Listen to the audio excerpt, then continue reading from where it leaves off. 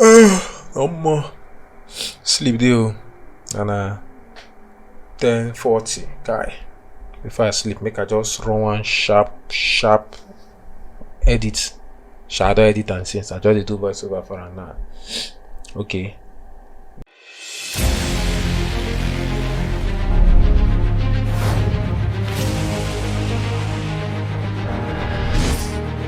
This person I be the person with the video for me.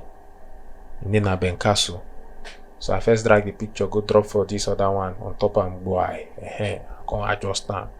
Use your mouse, move and small. You can align. Get it now, can do now as I drop on like this.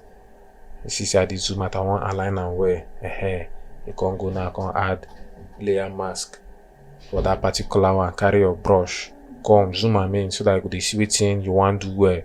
As you zoom in like this now, you clean this side so that the other image you did done will show, because I not made the head bend like this one, I made the head straight so that the shadow head go bend. All this small manipulation how they use the enhance our pictures. If you did notice now, I dey brush am, but when I brush this one finish, I'll still go carry another compo because I still want my eye open for this particular one, but I need put another one on top so that the thing go just dey like say na so we snap am, but no be so we snap am. All these things then wayo things so they do. They call them photo manipulation, but na easy manipulation. If you use make your picture fine, I don't carry another picture now, come drop on top. Now you see say I go come reduce opacity so that I go see the eye we I want use and the head I want align am with. Now when I don't align and finish now, you go come see how I'll come add layer mask. Make a fit brush that eye open. You go see how nice. You see I do my whole alternate.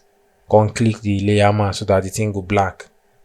Then the only thing now I want see now anything I paint out, because as I dey paint am with white, you go dey show me the eye with the back. But if I do am the other way now, everything go show. So that one now, if I don't make it in white, I not make it in white, now make am black. So as everything dey now, see say I don't do the eye, I can carry navigation button. This your direction, up, down, back and forward. I can use that thing now. Go adjust them so that the eye go show well. This one no be hard work, na very simple manipulation we as a maker do for this picture. So I go try drop this picture for the description so that you go fit test your own. Thank you. I beg, don't forget to subscribe for my channel. God bless you. Thank you.